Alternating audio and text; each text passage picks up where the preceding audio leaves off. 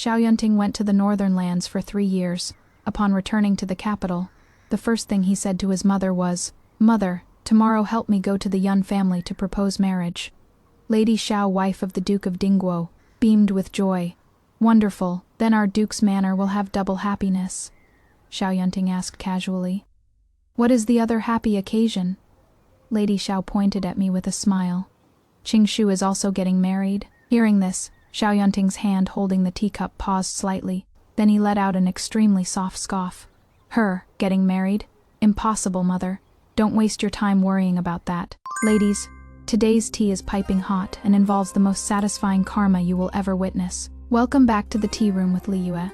Imagine giving your entire heart to the wealthy heir who took you in as an orphan, secretly pledging yourselves to each other, only for him to publicly humiliate you, abandon you for his fragile White Lotus's ex and tell you, "It was just a joke, don't take it seriously." Well, our girl took it very seriously. She took it straight to the altar with the most powerful, brilliant, and deeply obsessed political mastermind in the capital. Let's dive into the ultimate toxic ex-glow Jian-up, shall we? No one in the entire capital would know that I and the high and mighty heir of the Duke of Dingguo, Xiao Yunting, had already secretly pledged ourselves to each other 3 years ago, on a winter night in the warm pavilion. That was the most secret promise between us, but when he, for the sake of his beloved white moonlight, Yun Wanru, didn't hesitate to petition for an imperial order to go suffer the bitter cold of the northern lands, he stood outside my window and said in a languid yet cruel tone, "Qingshu, those things I said to tease you before, don't take them seriously." "How is it impossible?" Lady Xiao said with mock anger. "Our Qingshu is so intelligent and beautiful. Naturally, there are the finest young gentlemen in the capital worthy of her." Xiao Yunting casually adjusted his sleeves. "It seems during these 3 years I was away from the capital. Shen Qingshu has served you extremely well to deserve you speaking up for her like this. My birth mother and the Duke's wife were sworn sisters, close friends who exchanged handkerchiefs. In private, I call her Aunt Lan. When I was 13, my parents went to a temple outside the city to offer incense, but were tragically killed by bandits on the way. Aunt Lan took pity on me for being orphaned and helpless, and despite all the gossip, insisted on taking me into the Duke Dingguo's manor to raise me. In the blink of an eye, 6 years have passed, with a gem like me setting the standard. How could Qingshu possibly be interested in anyone else?" Xiao Yunting leaned lazily against the red sandalwood chair, his eyes filled with confident amusement. Aunt Lan pushed him and sighed. "I originally thought you two grew up together, so things would naturally fall into place in the future. Who would have thought you'd be so stubborn and set your sights on that girl from the Yun family instead? Forget it, marriages are all fated. But you enter, don't be too smug. That young master's appearance and character are only better than yours, not worse." Xiao Yunting clicked his tongue dismissively. "Is that so? Then why don't you tell me, which family does this talented young man belong to?" Aunt Lan had just opened her mouth. "It is Aunt Lan." I lifted the crystal bead curtain and walked slowly into the main hall, timely cutting off her words. "I heard Brother Yunting has returned to the manor, so I came specially to pay my respects." 3 years apart, Xiao Yunting had shed some of the restlessness of a capital city's privileged young master. His features appeared more profound and coldly stern, incomparably handsome. Just standing there casually, he lived up to the phrase, tall and elegant like jade, a peerless young master. Not to mention, he was also the only heir of the Duke Dingguo's manor. This was indeed capital he could be proud of. Once in that winter when I lost both parents and was most shrouded in gloom and despair, it was also such a dazzling person who put aside his status as the heir, braved the snow to pick plum blossoms for me, and tried every means to coax me into eating one more mouthful of porridge. To make me smile, youthful infatuation, I plunged headfirst into the net he personally wove, one called deep affection. No wonder he refuses to believe now that I would marry someone else, given how my heart and eyes were once full of only him. Xiao Yunting looked me up and down, the corners of his mouth curling into an "I knew it" arc. "I knew it.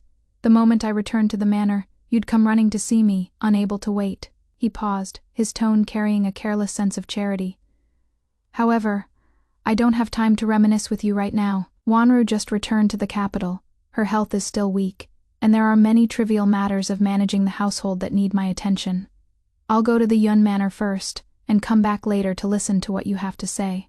With that said, He didn't even finish his cup of tea before hurriedly brushing past me and leaving. Aunt Lan looked at his retreating figure and sighed helplessly.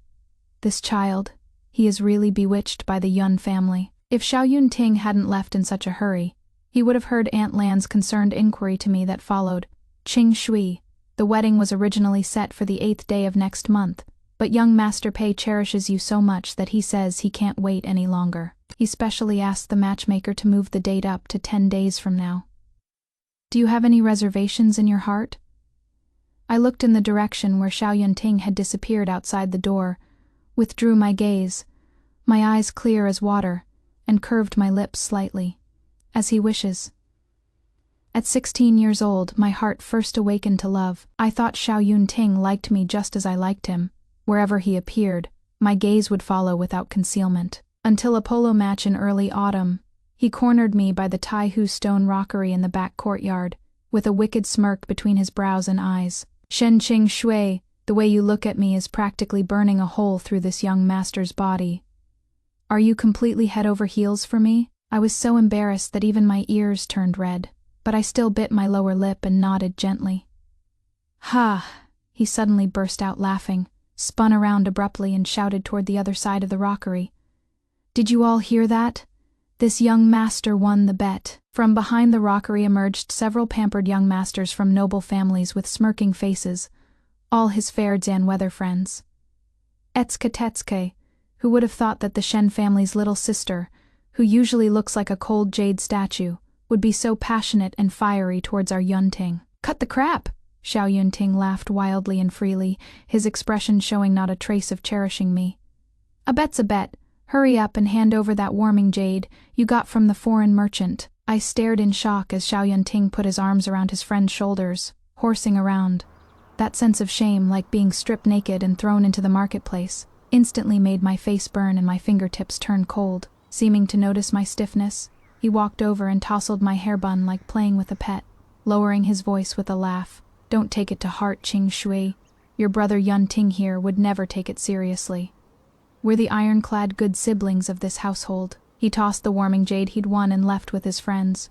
His boisterous voice drifted faintly on the wind. Wanru has always been frail and sensitive to cold since birth. I'll give her this warming jade to warm her hands. It'll be perfect. Accompanied by a round of teasing laughter, only I was left, at a loss, standing alone in the bleak autumn wind. If he hadn't taken the initiative to provoke me later, I would have already forced myself to pull away. I began to seclude myself, avoiding occasions where he would appear in this vast duke's manor as much as possible, listening to the servants' gossip. He still frequently met with the young lady from the Yun family, sometimes enjoying spring outings at Xiangguo Temple, other times lavishly accompanying her to the treasure pavilion. Until that early winter, he came back dead drunk, dismissing his attendants late at night, stumbling and staggering as he knocked on my courtyard door. Qing Shui. The corners of his eyes were flushed red, his whole body reeking of strong alcohol and piercing cold wind. That was the first time he showed such a broken appearance in front of me. Like a homeless puppy, he hung his head, his voice choked. What should I do? She won't have me. Her heart clearly belongs to someone else. The cold air of the winter night made his face pale, and when warmed by the charcoal fire indoors, even the tip of his nose turned a pitiful red. My heart, which I thought had already turned to ice, was suddenly seized and twisted by something, aching and swelling. As if possessed, I raised my hand and gently caressed his brows and eyes, my voice so soft it seemed like a dream. She doesn't like you, but I like you. I like you so much, so very much. Xiao Yunting stared at me in a daze, various emotions I couldn't quite discern surging in his dark pupils. Emboldened by the alcohol and the warmth of the charcoal fire, he suddenly leaned forward and pinned me against the doorframe. On that winter night by candlelight, we did all sorts of rule Zan breaking, propriety Zan defying outrageous things. His warm breath and rich wine fragrance intertwined as they came over to me. If it weren't for the servant woman by Auntie Lan's side suddenly knocking on the door to deliver sobering soup that day, we might have truly crossed the final line in this inner chamber.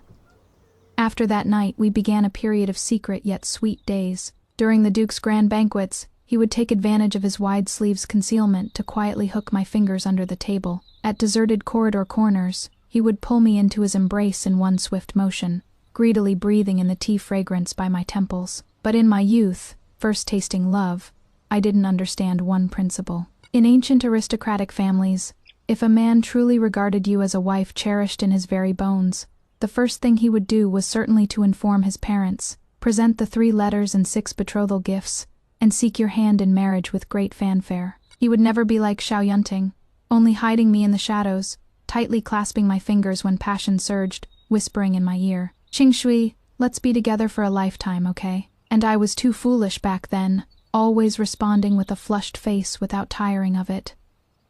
Okay.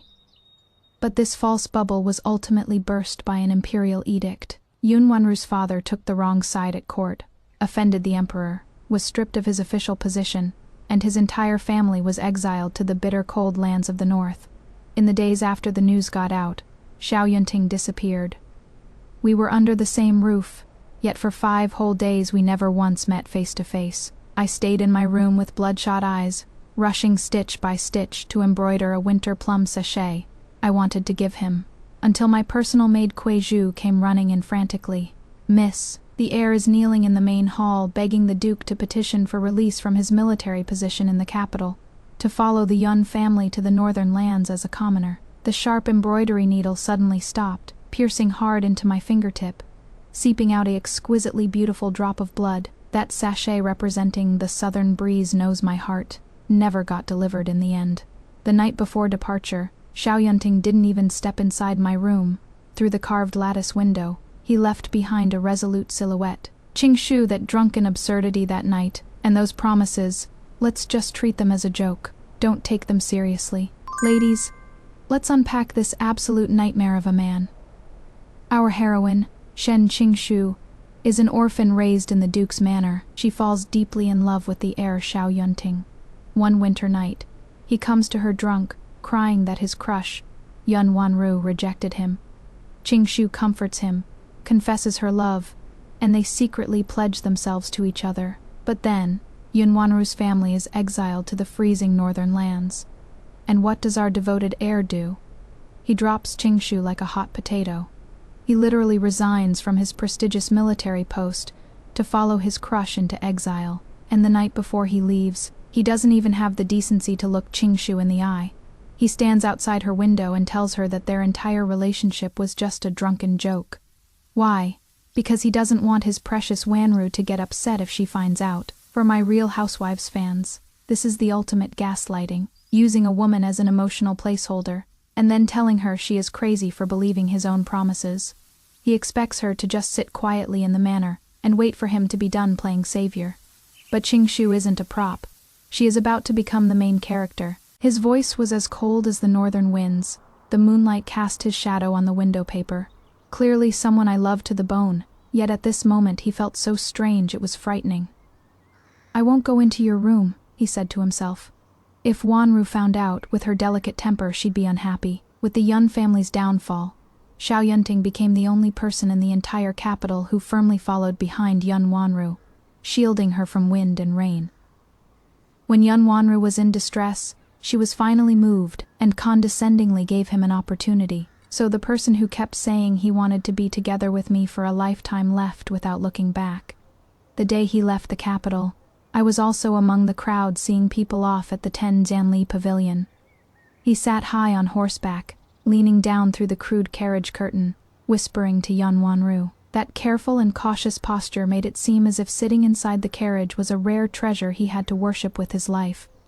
With just one aggrieved raise of her eyebrow, Yun Wanru could make Xiao Yunting panic and lose his composure. So this was what he truly looked like when he really loved someone, never willing to keep her hidden in the shadows, never willing to let her suffer even the slightest grievance. He straightened up with a smile, his gaze happening to meet mine in the crowd. My face deathly pale. Xiao Yunting was slightly stunned. Yun Wanru curiously lifted the curtain at this moment. "What is wrong? Did you run into someone you know?" Xiao Yunting quickly looked away. "No, just an irrelevant person." My thoughts were pulled back by the noisy sounds in the hall. The Xiao household held a welcoming banquet in the evening to celebrate Xiao Yunting's return. Those sons of noble families from the capital who used to be close to him all came. After a few rounds of drinking, Xiao Yunting looked around and couldn't help but frown and ask, Where is Pei Jingchen? My return to the capital is such a big deal. How come that guy hasn't even shown his face? Someone at the table laughed and said, Lord Pei. He is now the popular Vice Minister of Personnel, and well, naturally, he has something more important than welcoming you. A great joyous occasion. Xiao Yunting raised an eyebrow. What joyous occasion? Pei Jingchen has finally seen the moon through the clouds. The one he has set his heart on has finally agreed. These past few days he has been frantically preparing for the wedding, making such a fuss that he practically wants to buy up all the red silk in the entire capital. Xiao Yunting found this quite curious. Someone with a personality as cold as ice actually has someone he loves. Which noble family's daughter is she? His friend exaggeratedly exclaimed, Oh, no way! It caused such a huge stir in the capital back then, and no one from the Duke Dingguo's manor sent you a letter. Are you really ignorant, or just pretending? The speaker's gaze carried a hint of tipsy amusement, seeming to sweep over me sitting on this side of the women's screen, whether intentionally or not, far away in the horizon, yet right before your eyes. Xiao Yunting suddenly looked over, following his line of sight, and through the semi-transparent screen, his expression took on a hint of shock and doubt. But before he could ponder further, a servant outside announced loudly, Miss Yun has arrived. That tiny bit of suspicion that had just risen was instantly cast to the back of his mind. He only had time to leave behind one sentence. Forget it, too lazy to guess. When Jing Chen gets married, I'll go ask for a cup of wedding wine and naturally find out then. After that, he eagerly went out to greet her. Yun Wanru walked slowly into the banquet hall. Heaven truly favored her. 3 years of northern wind and frost had not only failed to diminish her beauty, but had instead added a few touches of pitiful charm to her. This was naturally thanks to Xiao Yunting. These past 2 years, even while at the border, he spent high escort fees to specially hire people to travel monthly between the capital and the northern lands, just to purchase for Yun Wanru the most fashionable cloud brocade fabrics and cosmetic powders and rouge. As long as Xiao Yunting was there, even in that bitter cold land, she remained a delicate flower raised in a greenhouse. I once encountered at the capital's largest KE workshop the servant who had been ordered to return to the capital to make purchases. At the time, the shop had received a snowfox cloak of extremely rare quality, prohibitively expensive. Just when the daughter of the Marquis of Wuan's household had taken a liking to it and was preparing to pay, that servant from the Duke Dingguo's household arrogantly slapped down a banknote for twice the amount, forcibly snatching it away from the Marquise's daughter. The young master gave strict orders. Miss Yun is sensitive to cold, so if there is the best cold Zan weather item in the capital, we must acquire it at any cost. My deepest apologies, miss. The daughter of the Marquis of Wuan, having lost face, was furious. She glanced at me selecting silk threads nearby, and sneered with veiled insults. What about her then? Isn't Shen Qingshu the childhood sweetheart your heir raised in the manor? Don't you know to yield to her? That servant looked at me, smiled with neither servility nor arrogance, but his words were like knives. The heir has personally instructed that no one in the world can compare to Miss Yun's safety. No matter who it is, there are no exceptions. Xiao Yunting's favoritism toward Yun Wanru was built upon trampling my dignity and proclaimed to the entire world, Wanru, you caught a cold a few days ago. You absolutely must not drink tonight. Outside the screen, Xiao Yunting skillfully blocked the wine for her, his tone so gentle it seemed water could drip from it. I've already instructed the kitchen to stew bird's nest with blood clams especially for you. Drink that to warm yourself. Amidst the teasing and banter of the young nobleman, Yun Wanru blushed and shyly agreed. Someone who had too much to drink remarked without restraint, 3 years apart, and our capital's #1 tyrant has actually become a devoted lover, who knows both cold and warmth. Back then, when you first went to the northern lands, Miss Shen fell gravely ill. Word got out that she nearly lost half her life, and the Duke Dingguo's manor sent urgent letters one after another to the northern lands. Yet they still couldn't get you, this great Buddha, to return for even a single look. These words were too blunt. The people nearby sensed trouble and quickly gave him a hard kick under the table to cut him off. The air that had been filled with toasts and laughter froze for a moment. Xiao Yunting heard it clearly. He suddenly turned his head, his gaze piercing through the screen and landing directly on me, his eyes carrying a rare hint of bewilderment. You really fell seriously ill back then, I thought. That was a lie you all made up together to force me back to the capital. That winter, as Xiao Yunting's heartless figure left the capital, It seemed colder than any of the past 100 years. I thought I could let go gracefully, but I underestimated the backlash of emotions. I started losing sleep night after night. When I finally fell into unconsciousness from sheer exhaustion, my dreams were filled with the vows he once made during our intimate moments. Qingshui, I'll protect you. We'll be together for life. Then the scene would shatter abruptly, turning into his cold face. Qingshu, everything I said before was just a joke. You didn't take it seriously, did you? You didn't take it seriously, did you? This casual verdict, like the most vicious curse, combined with the tragic sight of my parents lying in pools of blood from years ago, transformed into a series of nightmares like a lantern show, dragging me into an abyss of eternal damnation. The extreme depression and deterioration of my vital energy caused me to develop a severe heart condition with palpitations. I became extremely photophobic and couldn't tolerate even the slightest loud noise. All the windows in my room were nailed shut with thick curtains, not letting in a single ray of light. Like a rotten branch decaying in the mud, I sat in the endless darkness, waiting to die. Aunt Lan was frantic with worry. She invited every doctor in and around the capital, even going so far as to take a formal invitation card to beg the Imperial Medical Bureau in the palace. After taking my pulse, those white Zan-haired old imperial physicians only left behind the same sigh. Heart ailments require heart medicine. Miss Shen's depression has weakened her vitality. It is beyond what medicine can cure. Prepare for the funeral arrangements. When my illness was at its worst, I was skin and bones, like a wandering ghost. Even the slightest sound of wind could terrify me into trembling all over. I could only curl up in the deepest corner of the bed, coughing up blood. But even then, I could still faintly hear Aunt Lan's heart-wrenching cries outside the door. I sent over a dozen urgent letters to Yuaner, by express courier. Even just for the sake of these 6 years together, he should come back to see Qingshui one last time. Why won't he even send a single reply? Until one day, a maid stumbled in with a letter. Madam, the young master has replied. A reply from the northern lands.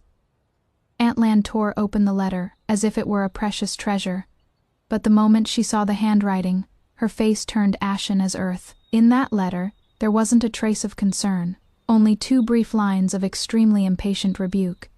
Tell Shen Qingshu to stop playing these pathetic tricks of crying, making a scene, and threatening suicide. Utterly boring. Delusional to think faking illness could trick me into returning to the capital. Absolutely impossible. After hearing those 2 sentences, I spat out a mouthful of black blood and closed my eyes for good. Back then, what illness did you actually have? Xiao Yunteng's hoarse voice came from behind the screen, pulling me back from my thoughts. I raised my hand, took a sip of tea to moisten my throat, my tone as flat as if discussing someone else's life and death.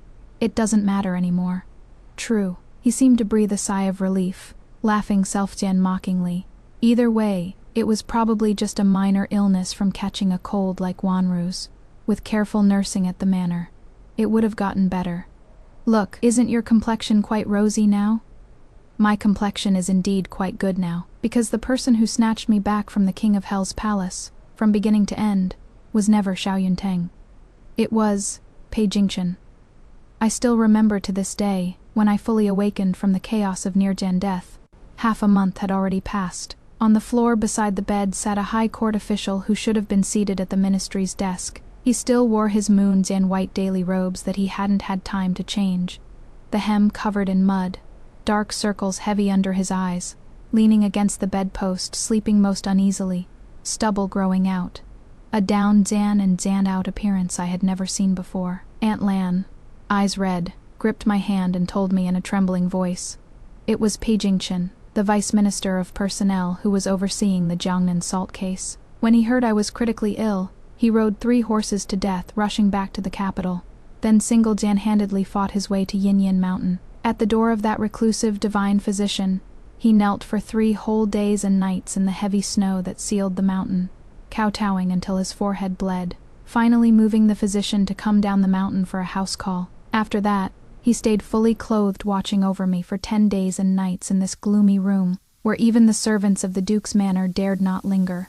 The first time I took notice of Pei Jingchen was at 16, when Xiao Yunting used me as a bet to win jade behind the rockery, when all the noble young masters left laughing, leaving me alone in embarrassment and distress. Only one young man in moon and white brocade robes, handsome and refined, returned. He stood quietly in the autumn wind, his gaze clear and pure, tucking a packet of osmanthus candy from Fuji in the south of the city into my hand. They don't know any better. It is not your fault. Put away your tears and have something sweet. Miss Shen, you deserve to be cherished by the best people in this world. Back then, my heart was full of Xiaoyunting. How could I understand the weight of that word cherish? Pei Jingchen's fervor went far beyond this. After saving my life, he yanked down the moldy curtains in my room, brooking no refusal. When golden sunlight poured in like a waterfall, I covered my eyes in terror and screamed. Don't. What are you doing? Pei Jingchen stood against the light by the window, his broad and upright shoulders seeming to shield me from all past dreams and memories. His voice carried an irresistible force within its warmth, like a deity bestowing divine grace. Qingshui, don't hide. You were born to stand in the sunlight. You're the most beautiful girl in this world. This is where the story gets so incredibly satisfying, because we are introduced to the ultimate, god-tier husband, Pei Jingchen. When Xiaoyunting leaves, Qingshui falls severely ill from the heartbreak and trauma. She develops a severe light and aversion disorder, locking herself in a pitch-black room, literally coughing up blood and waiting to die.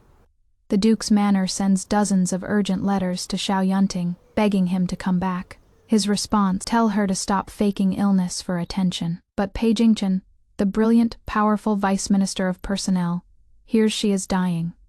He rides 3 horses to death, rushing back to the capital, fights his way up a frozen mountain, and kneels in the snow for 3 days and nights, until a divine physician agrees to save her. He stays by her bed for 10 days. When she wakes up, looking emaciated and terrified of the light, he doesn't pity her. He rips down the heavy curtains, lets the sunlight pour in, and tells her she is the most beautiful girl in the world. In Chinese web novels, we love a green tea male lead, a man who acts innocent and gentle on the outside, but is actually a ruthless, calculating mastermind obsessed with his woman.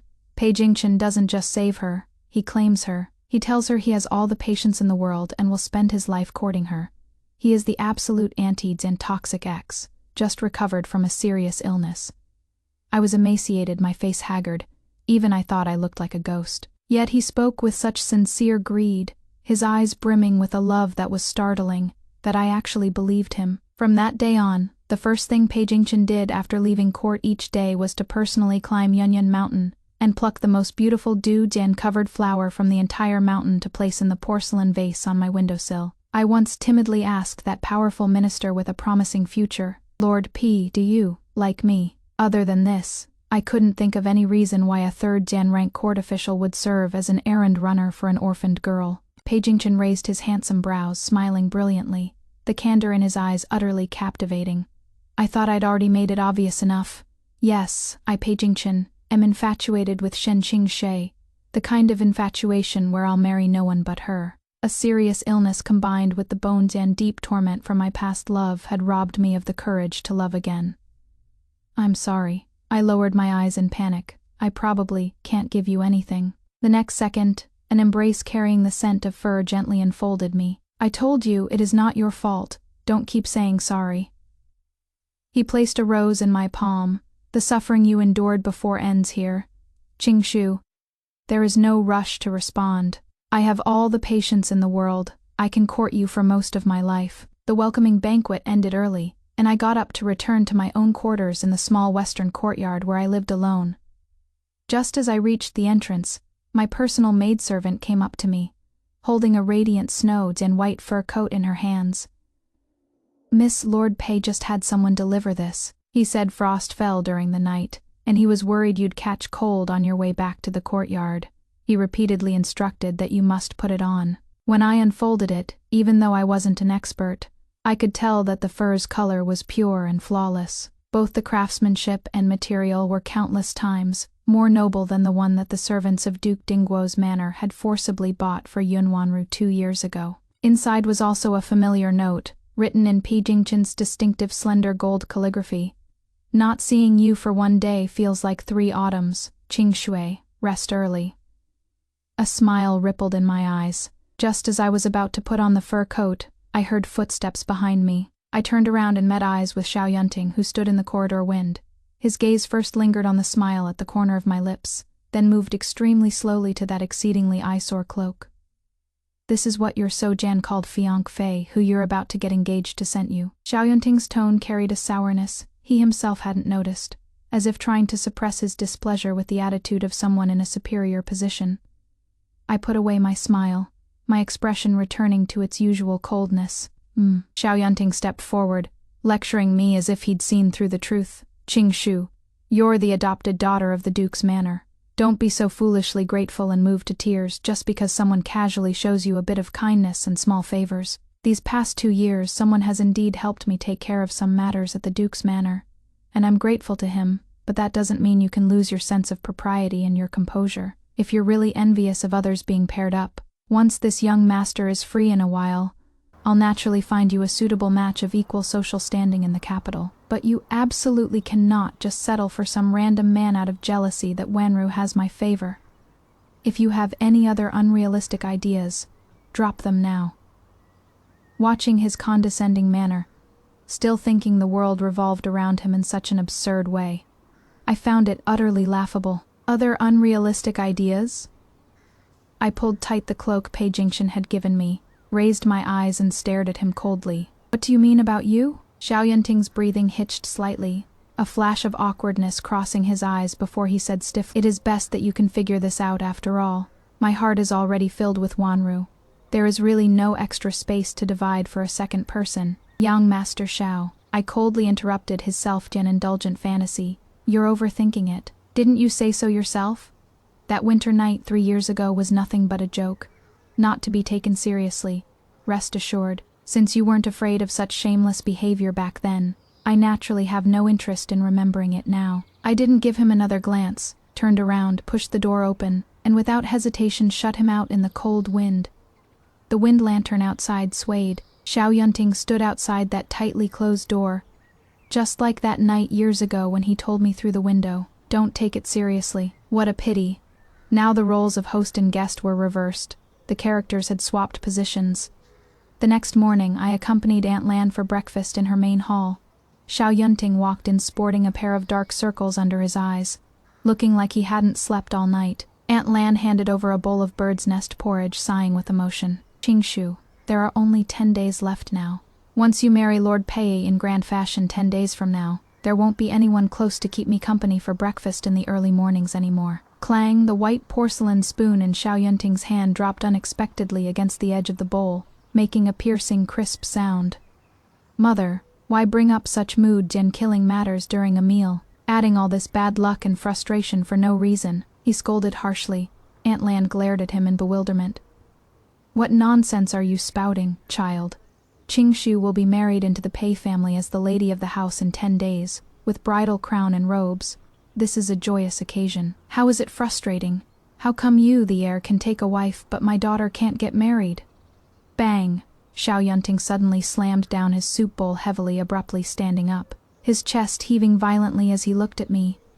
"Enough. Shen Qingshe, how long are you going to keep up this act of playing hard to get before you stop?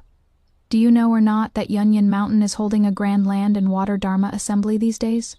I'm going with Wanru to the mountain today to pray and relax. The round trip will take a full 10 days. 10 days! His gaze seemed about to grind the words to pieces. I put down my jade chopsticks, looking at him with the gaze one would give a stranger. Oh, Yunyan Mountain has beautiful scenery. It really is a good place for prayer. Safe travels, young master. Go if you're going, why are you losing it at me, psycho? Aunt Lan was furious. 10 days. In 10 days is Qingshu's wedding ceremony. You personally promised to act as her eldest brother from her maternal family, and carry Qingshu to the bridal sedan yourself. If you go, won't you deliberately miss Qingshu's wedding? What kind of eldest brother are you being? Yet Xiao Yunting was like a gambler who had lost so much his eyes turned red, staring fixedly at my eyes, trying to find within them a trace of the familiar heartache and pleading from 3 years ago. "I've calculated the dates," he said through gritted teeth. "Even if I leave right now, so what if I can't make it back in time? There are plenty of people in the capital who can send off the bride. But the mountains are cold and desolate, and Wanru has just recovered from a serious illness and is as delicate as a willow in the wind. Don't you think she needs me to stay by her side without leaving for even a moment?" This whole routine of forcing me to compromise and yield had worked quite smoothly in the past. But now, it only made me feel like my aversion to stupidity syndrome was about to flare up. Meeting his gaze that held both hidden pain and expectation, I nodded extremely earnestly and calmly. The heir is absolutely right. Miss Yun naturally needs the heir's care more. For the bridal sedan 10 days from now, having the Duke and Aunt Lan preside over the wedding will be sufficient. The heir must not lose sight of the bigger picture over small matters. Ha! He suddenly let out an extremely strange cold laugh, the corners of his eyes instantly turning red. Good. Very good, Shen Qingshi.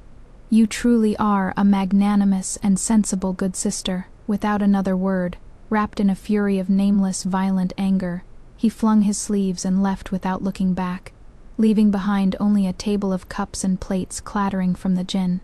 Xiao Yunting didn't know what exactly he was angry about. He only felt like there was a ball of cotton covered in thorns stuck in his throat. Couldn't swallow it down, couldn't spit it out. If it were in the past when he deliberately used Yun Wanru to provoke her, Shen Qingshu, even if she didn't make a big fuss, would surely have those beautiful eyes filled with pitiful tears, humbly clutching at his sleeves and begging him to stay, instead of being like now detached and indifferent, as if watching a completely irrelevant joke. This gave him an extremely unknown sense of fear. No, this can't be. He sneered as if brainwashing himself. She must have deliberately chosen this so-Dan called 10 days later to test my limits. Then I'll just wait the full 10 days and see who ends up unable to back down in the end. During these 10 days, although Xiao Yunting was physically at the picturesque Yunyan Mountain, his mood was like overgrown weeds, restless and uneasy. Yun Wanru took out a brand new Su embroidery pouch from the rosewood box carried by her maidservant and coquettishly presented it to him. Brother Yunting, that one hanging on your waist is really too old. Even the embroidered edges are frayed. Replace it with this one I personally embroidered for you. Xiao Yunting lowered his head, but his gaze involuntarily fixed on the old sachet hanging at his waist. Embroidered on it was a resilient winter plum blossom. That was 3 years ago, when Shen Qingshi hid in her room with reddened eyes from staying up late, secretly sewing it for him, wearing it, before he knew it. He had endured 3 full years of bitter cold in the northern lands. The moment his hand touched the rough texture of that old sachet, Xiao Yunting's mind inexplicably flashed with Pei Jingqin's face. He recalled that night of the welcoming banquet, when he and Pei Jingqin were drinking and chatting casually. Pei Jingqin's jade pendant tassel accidentally fell off, and even though it got dusty, that aloof court official treasured it extremely, immediately picking it up, carefully wiping it clean with his sleeve, and cautiously tucking it against his chest. He had mocked Pei Jingqin at the time for falling into a pile of women, that such a dignified man would be so sickeningly tender. Xiao Yunting's hand stroking the sachet abruptly froze. If he remembered correctly, that night, the tassel pendant hanging at Pei Jingqin's waist also had a delicate winter plum blossom carved on it. Every stitch and thread, every stroke and line of its form and spirit were almost identical to this old sachet at his own waist. Seeing him not taking it for so long, Yun Wanru felt somewhat embarrassed and urged while biting her lower lip. Hurry up and take it off to change.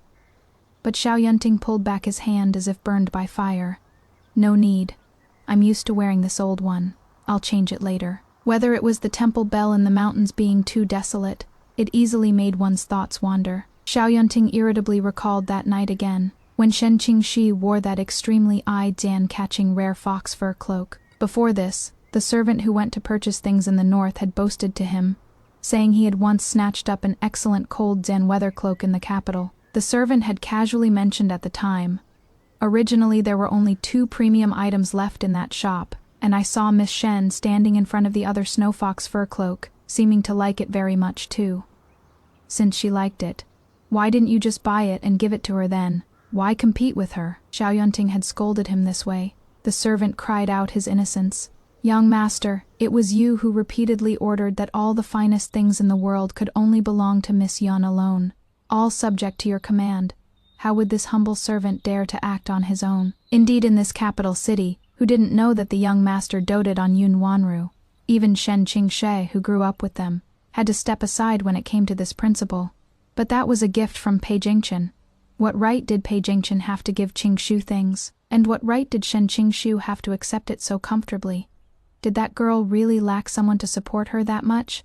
An extremely intense sense of panic, like a cold, Dan-blooded venomous snake, quietly crawled up along his spine. On the 9th day, Xiaoyunting finally couldn't sit still anymore, unable to wait for the 10th day to complete the retreat and descend the mountain. He casually made up an excuse to brush off Yun Wanru, snatched a fast horse for himself, and rushed toward the capital overnight like a gust of wild wind. He had to return immediately to find out about this so-called wedding date, and to harshly warn Pei Jingchen to stay away from the people of his Duke Dingguo manor. However, when Xiaoyunting rushed back to the capital through the night, standing with his horse in front of the imposing vermilion lacquered gate of Duke Dingguo manor, he instantly felt as if he had fallen into an icy abyss. The entire manor was decorated with lanterns and colored streamers. Bright red silk ribbons stretched like fire along the winding corridors. Double happiness red lanterns hung high at every corner of the eaves, a blindingly festive scene everywhere. Servants carried large red wedding chests coming and going, so busy their feet barely touched the ground, their faces brimming with unconcealed joy. Seeing him, they all breathed a sigh of relief. "Wonderful, young lord, you finally made it back. The auspicious hour is almost here. You can still make it in time to see off our young miss in your capacity as elder brother." A certain string in Xiaoyunting's mind snapped with a twang. What elder brother? What see off? He grabbed a steward nearby who was carrying a wild goose, his eyes blood-zan red, his voice terrifyingly hoarse. "Tell me, which young miss is getting married?" The steward was startled by his fierce expression. "Naturally it is Miss Shen Qingshui. The madam officially took her as her goddaughter yesterday, and today she is having a grand wedding, departing from the main hall as a bride." Xiaoyunting shoved the steward aside and stumbled frantically toward the west courtyard. With a bang, he kicked open the carved wooden door. I was sitting in front of the brass rhombus mirror doing my makeup, when the loud noise startled me into frowning and turning around, only to meet his bloodshot eyes. The elaborate and magnificent crimson wedding dress was laid out on the rosewood rack, its fiery color reflecting on my face, making it radiantly beautiful beyond compare. Xiaoyunting's chest heaved violently, cold sweat soaking through his back. His gaze seemed pierced by needles, fixed deadly on that glaring wedding dress, his face pale as paper. "You..." His Adam's apple rolled with difficulty twice, his voice trembling out of tune. "You're really going to marry someone? The groom? Who is it?" I picked up a red coral pearl hairpin and gently inserted it into my hair bun, my tone as indifferent as water. "Vice Minister of Personnel, Pei Jingchen." Those 3 words were like a bolt from the blue, striking Xiaoyunting frozen in place. He fell silent in extreme stillness for a long while, then suddenly let out an absurdly miserable laugh. So it is him. Of course it is him. All the unreasonable details from the past connected into a thread at this moment. The good brother he thought he had was nothing more than a premeditated hungry wolf. The entire capital, everyone knew about it. They all joined hands to keep only me in the dark, to watch me make a fool of myself. Is that it? The corner of his mouth twitched, his eyes full of unwillingness and the fury of betrayal. "Qingshu, is it necessary to make things so final? You and I, we once clearly." The heir should watch his words. I coldly interrupted the disgraceful past he was about to bring up. "No one deliberately hid it from you. Everyone in the capital received wedding invitations. It is you who was too high and mighty, too proud to deign to believe it. As for other relationships," I stood up, red sleeves flowing, dignified and resolute. "From the moment you abandoned me and went far to the northern lands, the only thing left between us is our sibling relationship in name. If you're willing to preserve this sibling bond and attend the ceremony, Qingshu would be most grateful. If you want to cause trouble. The guards of the Duke's manor are no pushovers either." Xiaoyunting falteringly repeated those 2 words. Siblings? His heart felt as if it were being tightly squeezed by an invisible hand, crushed into a mangled mess. Good. Very good. He abruptly closed his eyes, and when he opened them again, there was a deathly resolve in their depths. "Then as your elder brother today, I shall personally see you out the door."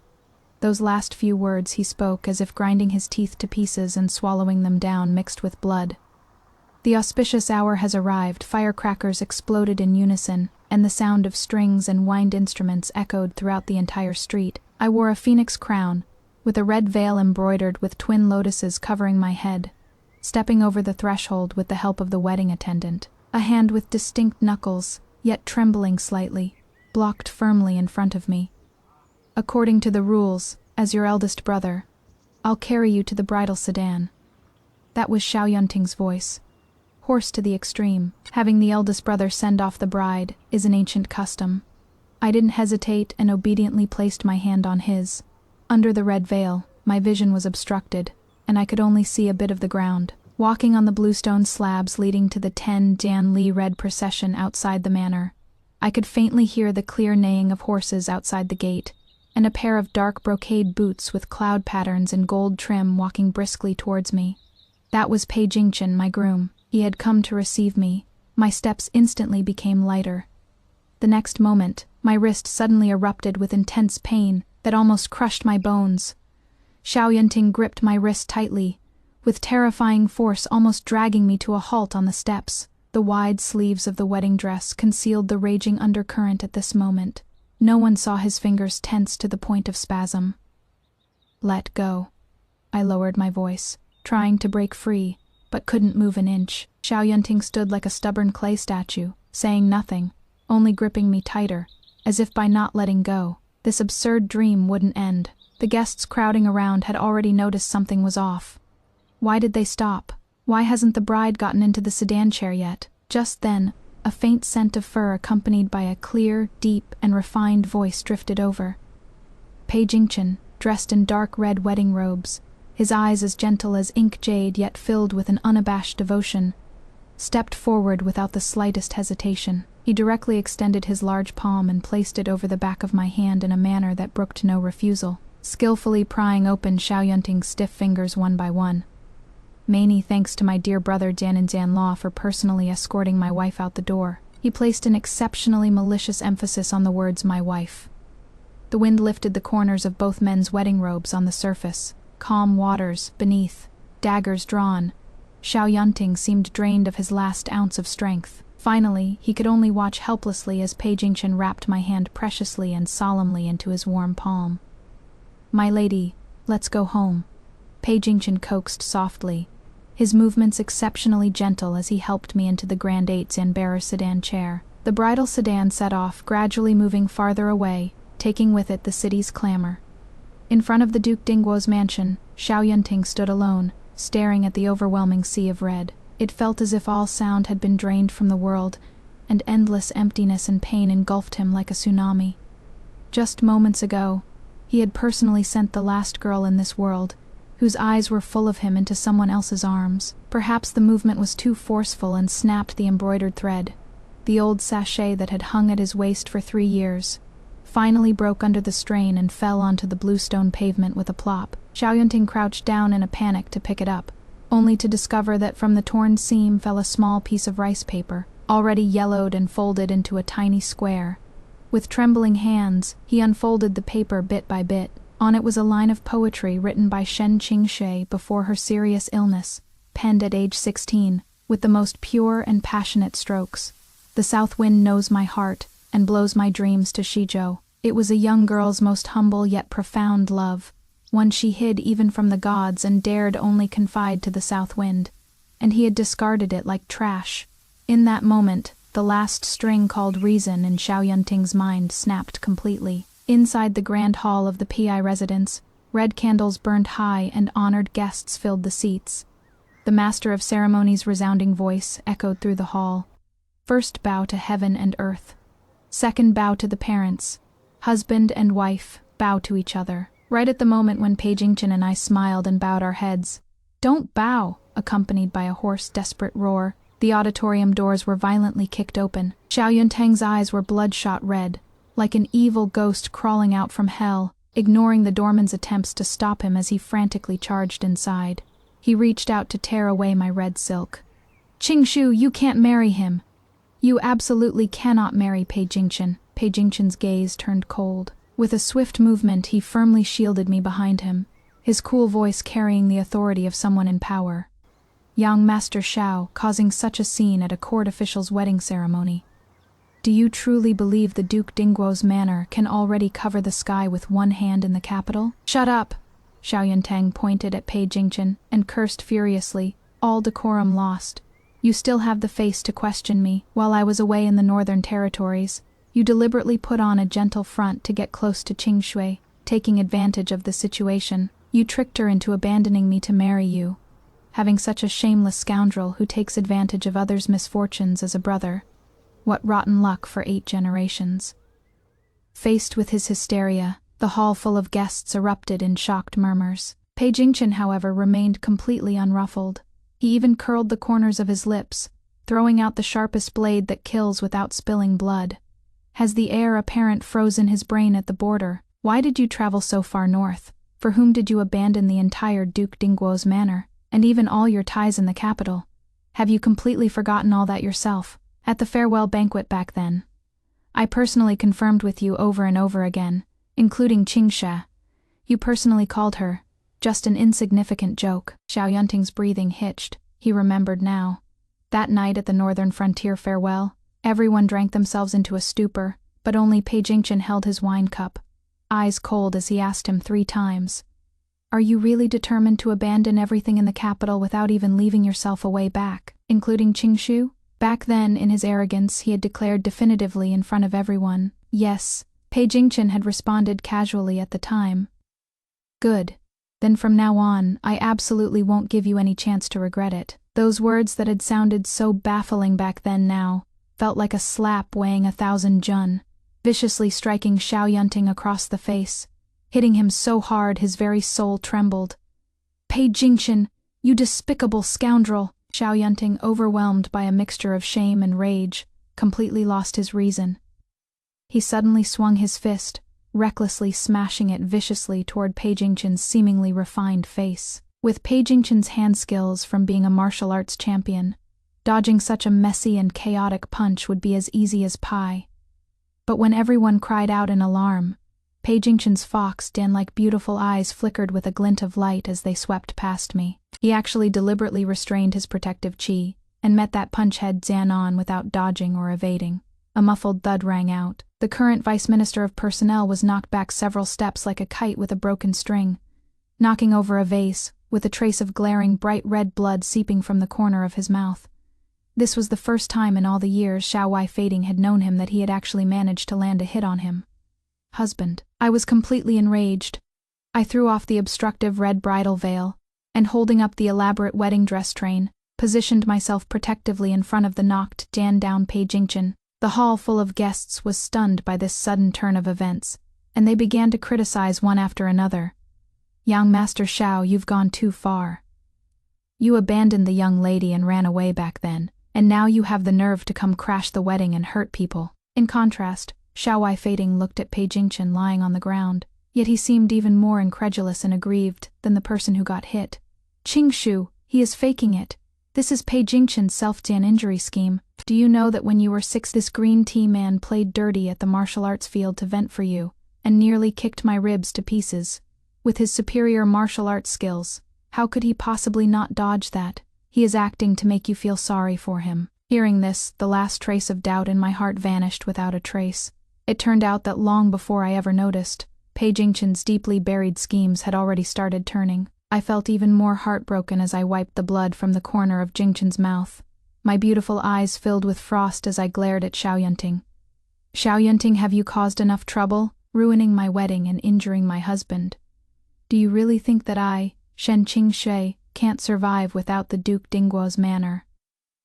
I was blind before, mistaking your charity for affection. Now, get the hell out. I never want to see your face again. The weak green tea male lead on the ground gently rested his head against my waist, his handsome face showing restrained pain, his voice soft and gentle. My lady, don't get so angry that you harm yourself. It is all my fault for upsetting the young master. Stop scolding him. My injury doesn't hurt. I'll be fine after resting a bit. You hear that? I protectively scolded Xiao Yunting. If you're here merely as a brother asking for a drink, go sit at the side table if you're here to cause trouble. Even if it means mutual destruction, darling. We absolutely won't tolerate his insolence. Sumon, show the guest out. The farce came to an end as the old butler sent by the Duke Dingguo's manor and several friends forcibly dragged Xiao Yunting away. Joyful music resumed, and the hall returned to its festive and harmonious atmosphere. Amidst everyone's blessings, I bowed deeply together with my husband, whom I cherish and who cherishes me. The ceremony is complete. Our hearts are pledged. Xiao Yunting, who was dragged back to the Duke's manor, downed jar after jar of strong liquor, drinking until his stomach bled, collapsing onto the ice-cold Grand Tutor's chair. He was still unconsciously pounding his chest, mumbling as if mourning a parent's death. Qing Shui, together for a lifetime, it is long stopped being a joke. Qing Shui disdains to listen to the wailing of a walking corpse. In the blink of an eye, it was the day for Shen Qingshu to due to his awkward status. Xiao Yunting deliberately avoided the pleasantries in the main hall, wandering around the manor alone like a wandering soul with no destination. Without realizing it, he arrived at the west courtyard again. He watched as the servants were inventorying the storehouse, carrying out several rolls of moldy heavy curtains to be burned. He casually stopped a servant and asked in a hoarse voice, "What are those? Why were such filthy things ever kept in the manor?" Seeing it was the young lord, the servant sighed and reported truthfully, "Young lord doesn't know. After you went to the northern lands that year, the young miss developed an extremely severe light and aversion disorder, as if her soul had been drained. Day after day, she could only rely on these heavy curtains to seal herself in darkness that never saw light, barely clinging to life. The doctor said it was a terminal illness that nearly took Miss's life. Madam was so anxious, she wrote over a dozen urgent letters to you, begging you to at least come back and give Miss something to hold on to. But they all sank like stones in the sea. Young master, that winter night back then, if it weren't for the current Master P breaking through countless difficulties to bring a divine physician, you would probably only be able to see our Miss's lonely grave for the rest of your life. Like a heavy hammer covered in rust, without warning, it ruthlessly shattered Xiao Yunting's last shred of dignity and cognitive framework.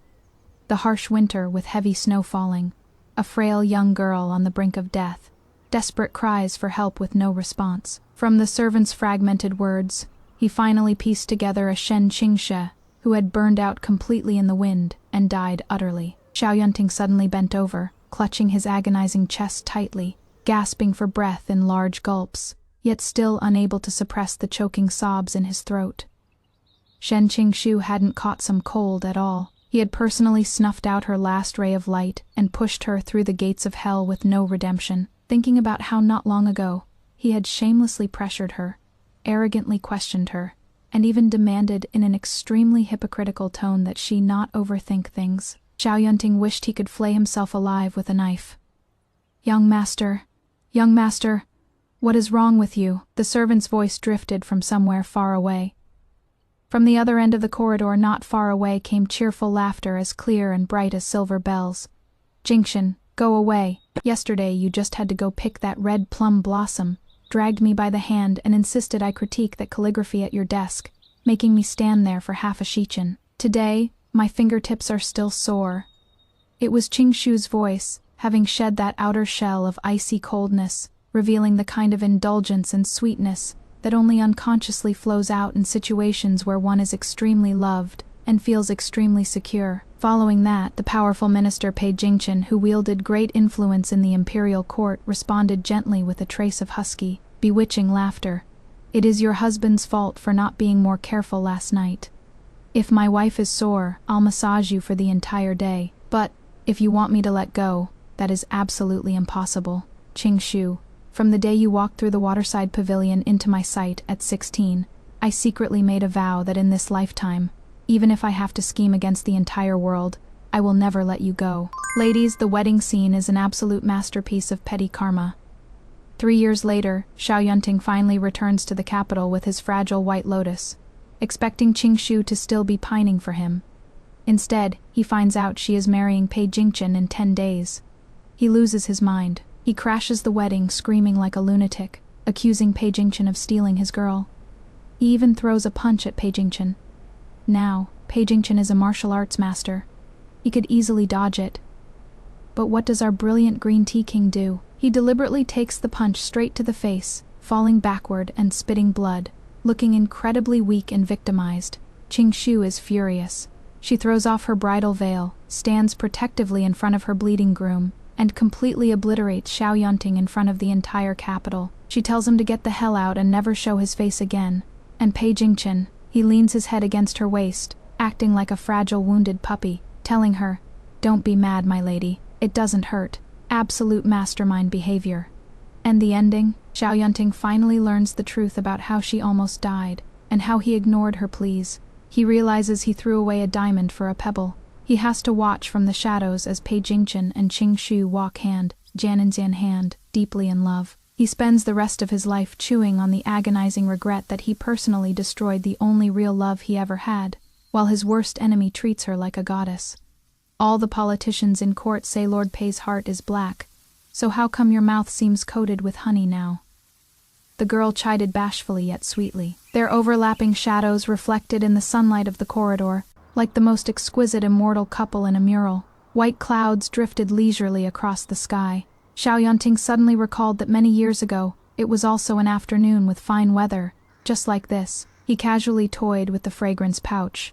Qing Shu had just sewn for him. Not far away, by a stone table, someone had once asked Pei Jingchen, who was reading a book, "Lord Pei, a person as pure and refined as jade like you, if in the future your beloved's heart and eyes are filled with someone else, what would you do?" At that time, 16-year-old Pei Jingchen closed his military treatise, and in those usually serene eyes flashed a chilling yet utterly resolute gleam of unabashed determination. As long as the path ahead shows even a sliver of opportunity, even if it is worn-out shoes discarded by others, I, Pei Jingchen, will brave thorns and thistles, seize and snatch it, and nourish it with blood to raise her to the highest clouds. Xiao Yunting watched that gradually departing figure of the couple walking hand in hand, tears finally shattering silently into the dust. He had originally held the most peerless pearl in his hands, yet blindly mistook her for a fisheye, personally shattered her and threw her into the mire. And now, it was Pei Jingchen who picked up the pieces one by one, using his own life to redian glue and illuminate her. Pei Jingchen deserved to embrace the bright moon and bring her home, and he himself deserved even more to exhaust all his schemes, only to end up in this vast, stagnant Dan water. Dan-like aristocratic household of the capital, dragging a soulless husk, spending a lifetime chewing on that heart, wrenching yet unnoticed lifelong regret. So, what is the real message behind Shen Qingshu's incredible journey? This story is a brilliant deconstruction of the wait for him trope. For so long, society has taught women that if a man treats you poorly, if he is confused, or if he leaves to find himself or another woman, you are supposed to sit quietly and wait for him to realize your worth. Xiao Yunting expected exactly that. He believed that because he was wealthy, privileged, and had claimed her first, she would remain a permanent fixture in his life, waiting in the shadows while he played the hero for someone else. He told her, "Don't take my promises seriously," because he didn't view her as a human being with real emotions. He viewed her as a convenience. How many of us have been treated like a convenience? How many of us have shrunk ourselves, accepted breadcrumbs, and convinced ourselves that a man's indecision was actually a test of our loyalty? We pour our energy into loving someone who only uses us as a placeholder until they get what they really want. But Qing Shu teaches us the most empowering lesson of all. Your worth is not determined by the man who discards you. It is determined by your refusal to stay in the trash. She didn't try to win Xiao Yunting back. She didn't try to compete with Yun Wanru. When Pei Jingchen ripped down those dark curtains and showed her the sunlight, she made the brave choice to step into it. She allowed herself to be loved properly. She chose the man who rode 3 horses to death to save her, over the man who wouldn't even write her a letter. And the poetic justice of Xiao Yunting's ending is absolute perfection. He thought he was the main character of a grand romance, only to realize he was just the toxic prequel to her actual love story. He has to live the rest of his life knowing that his arrogance cost him everything, and that the woman he told to not take it seriously took her happiness very seriously with someone far better. Now, I want to turn this over to you, because I know we have all had to walk away from a Xiao Yunting in our lives. Imagine you are Qingsha, standing in that beautiful corridor with your devoted, powerful husband. You look over and see your toxic ex watching you from the shadows, crying over what he lost. If you had a split second to make a choice, what would you do? Would you give him one final, devastating look of pity to let him know exactly how pathetic he is?